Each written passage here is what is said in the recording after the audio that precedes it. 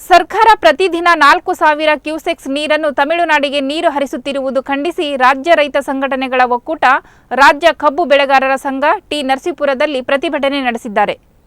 ಇನ್ನು ಪಟ್ಟಣದ ಕಬಿನಿ ಕಾವೇರಿ ನೀರಾವರಿ ಇಲಾಖೆ ಕಚೇರಿಗೆ ಪ್ರತಿಭಟನಾಕಾರರು ಬೀಗ ಹಾಕಿ ಸರ್ಕಾರದ ವಿರುದ್ಧ ಘೋಷಣೆ ಕೂಗಿ ಆಕ್ರೋಶ ವ್ಯಕ್ತಪಡಿಸಿದರು. ನಮ್ಮ ರಾಜ್ಯದಲ್ಲಿ ನೀರಿಲ್ಲದೆ ಬರ ಎದುರಾಗಿದೆ.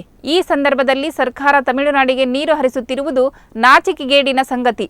ನೀರಾವರಿ ನಿಗಮದ ಅಧಿಕಾರಿಗಳು ತಮಿಳುನಾಡಿನ ಗುಲಾಮರಂತೆ ವರ್ತಿಸುವುದನ್ನು ನಿಲ್ಲಿಸಿ ರಾಜ್ಯದ ಜನತೆಯ ಹಿತ ಕಾಪಾಡಬೇಕು ಎಂದು ಆಗ್ರಹಿಸಿದರು. ಏನು ಇವತ್ತು ನರಸೀಪುರದ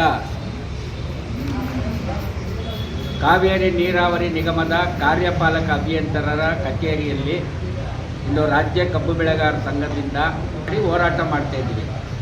ಯಾಕೆ ಅಂತ ಹೇಳಿದ್ರೆ ಈ ಬರಗಾಲದ ಸಂಕಷ್ಟದಲ್ಲಿ ರೈತರು ಕಬಿನಿ ಕಾವೇರಿ ಅಚ್ಚುಕಟ್ಟ ಭಾಗದ ಜನರು ಜಾನುವಾರುಗಳಿಗೆ ಕುಡಿಯಲು ನೀರಿಲ್ಲ, ಜನರಿಗೆ ಕುಡಿಯಲು ನೀರಿಲ್ಲ.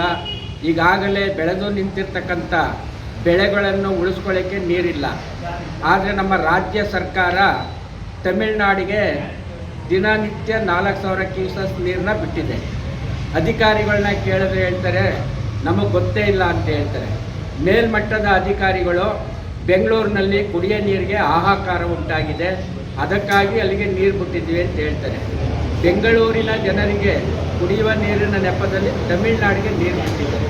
ಯಾಕೆ ಅಂದರೆ ಮುಂಗಾರು ಪ್ರಾರಂಭ ಆದಾಗ ಈ ಬಾರಿ ಮಳೆ ಭಾಳ ಕಡಿಮೆ ಇತ್ತು. ಆವಾಗ ಅಣೆಕಟ್ಟೆಗಳು ಇನ್ನೂ ಸರಿಯಾಗಿ ತುಂಬಿರಲಿಲ್ಲ. ಆ ವೇಳೆಯಲ್ಲಿ ನಾವು ತಮಿಳುನಾಡಿಗೆ ಏನು ಈ ರಾಜ್ಯದ ನೀರಾವರಿ ಮಂತ್ರಿ ಡಿ.ಕೆ. ಶಿವಕುಮಾರ್ ಅವರು ನೀರನ್ನ ಬಿಟ್ಟರು. ಯಾಕೆ ಬಿಟ್ಟರು ಅಂತ ಹೇಳಿದ್ರೆ ತಮಿಳುನಾಡಿನ ಮುಖ್ಯಮಂತ್ರಿ ಸ್ಟಾಲಿನ್ ಜೊತೆ ಅವರಿಗೆ ಸಂಬಂಧ ಇದೆ, ವ್ಯಾಪಾರ ವಹಿವಾಟಿದೆ. ಅದಕ್ಕಾಗಿ ಏನು ಒಂದು ಸರ್ಕಾರದ ತೀರ್ಮಾನನೂ ಕೇಳದಂತೆ ನೀರು ಬಿಟ್ಟರು. ಆಗ ಇಡೀ ಕಬಿನಿ ಕಾವೇರಿ ಅಚ್ಚುಕಟ್ಟ ಭಾಗದ ರೈತರು ತುಂಬ ಪ್ರತಿಭಟನೆ ಮಾಡಿದ್ರು. ನೀರಿಗಾಗಿ ರಾಜ್ಯ ಕಬ್ಬು ಬೆಳೆಗಾರರ ಸಂಘದ ಕುರುಬೂರು ಶಾಂತಕುಮಾರ್ ಅವರು ನೇತೃತ್ವದಲ್ಲಿ ಬೆಂಗಳೂರಿನಲ್ಲಿ ಕನ್ನಡ ಪರ ಸಂಘಟನೆಗಳು, ರೈತ ಪರ ಸಂಘಟನೆಗಳು, ದಲಿತ ಸಂಘಟನೆಗಳು, ಕಾರ್ಮಿಕ ಸಂಘಟನೆಗಳು ಎಲ್ಲನೂ ಒಗ್ಗೂಡಿಸಿ ಸರ್ಕಾರಕ್ಕೆ ಏನು ಒಂದು ಬಿಸಿ ಮುಟ್ಟಿಸಿ ಈ ಜಲಾಶಯಗಳನ್ನ ನೀರನ್ನ ಉಳಿಸ್ಕೋಬೇಕು ಅಂತ ಕರ್ನಾಟಕ ಬಂದನ್ನು ಮಾಡಿಸಿದ್ರು. ಆಗಲೂ ಕೂಡ ಸರ್ಕಾರಕ್ಕೆ ಜ್ಞಾನೋದಯ ಆಗಲಿಲ್ಲ. ಇವತ್ತು ಜ್ಞಾನೋದಯ ಆಗಿದೆ. ಆದ್ರೂ ಕೂಡ ತಮಿಳುನಾಡಿನ ಜನರ ಹಿತಕ್ಕಾಗಿ ರಾಜ್ಯದ ರೈತರನ್ನು ಬಲಿ ಕೊಟ್ಟು ಪ್ರತಿನಿತ್ಯ 4,000 ಕ್ಯೂಸೆಸ್ ನೀರು ಕೊಟ್ಟು ಇದು ನಿಜಕ್ಕೂ ಅನ್ಯಾಯ, ಖಂಡನೀಯ. ಯಾಕೆ ಅಂತ ಹೇಳಿದ್ರೆ ಈ ಸರ್ಕಾರಕ್ಕೆ ಮಾನ ಇಲ್ಲ, ಮರ್ಯಾದೆ ಇಲ್ಲ, ನಾಚಿಕೆ ಇಲ್ಲ. ಯಾಕೆ ಅಂದರೆ ನಾವು ಚುನಾವಣೆಯಲ್ಲಿ ಮತ ಕೊಟ್ಟು ಸರ್ಕಾರನ ತಂದಿರೋದು ರಾಜ್ಯದ ಜನರ ಹಿತನ ಕಾಯಲಿಕ್ಕೆ, ತಮಿಳುನಾಡಿನ ಹಿತ ಕಾಯಲಿಕ್ಕಲ್ಲ. ಆದರೆ ಇವತ್ತು ನಮ್ಮ ರಾಜ್ಯದ ಜನರನ್ನ ಬಲಿ ಕೊಟ್ಟು, ರೈತರನ್ನ ಬಲಿ ಕೊಟ್ಟು ತಮಿಳುನಾಡಿಗೆ ನೀರು ಬಿಟ್ಟಿದ್ದಾರೆ. ತಕ್ಷಣವೇ ಏನು ಸರ್ಕಾರ ಎಚ್ಚೆತ್ತು ನೀರನ್ನ ನಿಲ್ಲಿಸಬೇಕು, ತಮಿಳುನಾಡಿಗೆ ಹೋಗ್ತಾ ಇರ್ತಕ್ಕಂಥದ್ದನ್ನ ಏನು ನಮ್ಮ ಜಲಾಶಯದ ಅಚ್ಚುಕಟ್ಟು ಭಾಗದ ನಾಲೆಗಳ ಮುಖಾಂತರ ನೀರನ್ನು ಬಿಟ್ಟು ಕೆರೆಗಳನ್ನ ತುಂಬಿಸುವಂಥ ಕೆಲಸ ಮಾಡಬೇಕು.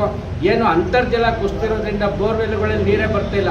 ಗ್ರಾಮೀಣ ಭಾಗದಲ್ಲಿ ಏನು ದಿನನಿತ್ಯ ಒಂದು ಕನಿಷ್ಠ 10ರಿಂದ 12 ಗಂಟೆ ನೀರು ಕೊಡ್ತಿದ್ರು, ಇವತ್ತು 1 ಗಂಟೆ ಅರ್ಧ ಗಂಟೆ ಕೊಡ್ತಾ ಇದ್ದಾರೆ. ಕೇಳಿದ್ರೆ ನೀರಿಲ್ಲ, ಅಂತರ್ಜಲ ಇಲ್ಲ ಅಂತಾರೆ. ಯಾಕೆ ಅಂತರ್ಜಲ ಇಲ್ಲ ಅಂತ ಹೇಳಿದ್ರೆ ಕೆರೆ ಕಟ್ಟೆಗಳಲ್ಲಿ ನೀರಿಲ್ಲ. ಕೆರೆ ಕಟ್ಟೆ ಸಂತೃಪ್ತಿ ಆಗಿದ್ದರೆ ನಮಗೆ ನೀರು ಬರ್ತದೆ. ಇವತ್ತು ನಮಗೆ ಕುಡಿಲಿಕ್ಕೂ ಕಷ್ಟ ಆಗಿದೆ, ಜಾನುವಾರುಗಳಿಗೂ ಕಷ್ಟ ಆಗಿದೆ. ತಕ್ಷಣವೇ ಸರ್ಕಾರ ಎಚ್ಚೆತ್ಕೊಂಡು ಆ ತಮಿಳುನಾಡಿಗೆ ಬಿಟ್ಟಿರ್ತಕ್ಕಂಥ ನೀರನ್ನು ನಿಲ್ಲಿಸಬೇಕು, ನಮ್ಮ ನಾಲೆಗೆ ಮುಖಾಂತರ ನೀರನ್ನು ಕೆರೆಗಳಿಗೆ ತುಂಬಿಸ್ಬೇಕು ಅಂತ ಸರ್ಕಾರಕ್ಕೆ ಎಚ್ಚರಿಕೆ ಕೊಡ್ತಾ ಇದ್ವಿ. ಇವತ್ತು ಏನು ನರಸೀಪುರದಲ್ಲಿ ಬೀಗ ಮುದ್ರೆ ಮಾಡಿದ್ವಿ. ಇವರು ಅಧಿಕಾರಿಗಳು ಎಚ್ಚೆತ್ತು ನೀರನ್ನ ನಿಲ್ಲಿಸಬೇಕು. ಇಲ್ಲ ಅಂದರೆ ತಮಿಳುನಾಡಲ್ಲಿ ಹೋಗಿ ಏನು ಒಂದು ಗುಲಾಮಗಿರಿ ಜೀತ ಪದ್ಧತಿನಲ್ಲಿ ಅಲ್ಲೇ ಕೆಲಸ ಮಾಡಬೇಕು, ನಮ್ಮ ಕರ್ನಾಟಕದಿಂದ ತೊಳಬೇಕು ಅಂತ ಅವರಿಗೆ ಎಚ್ಚರಿಕೆ ಕೊಡ್ತಾ ಇದ್ದೀವಿ. ಸರ್ಕಾರ ಇದೇ ರೀತಿ ಮುಂದುವರೆದ್ರೆ ದಿನನಿತ್ಯ ವಿಭಿನ್ನ ರೀತಿಯಲ್ಲಿ ಹೋರಾಟ ಮಾಡಿ ತಕ್ಕನಾದ ಪಾಠ ಕಲಿಸಬೇಕಾಗ್ತದೆ. ಮುಂಬರುವ ಲೋಕಸಭಾ ಚುನಾವಣೆಯಲ್ಲಿ ರೈತರ ಶಕ್ತಿ ಏನು ಎಂಬುದನ್ನ ತೋರಿಸಬೇಕಾಗ್ತದೆ ಅಂತೇಳಿ ಎಚ್ಚರಿಸಲಿಕ್ಕೆ ನಾವು ಇಷ್ಟಪಡ್ತಾ ಇದ್ದೀವಿ.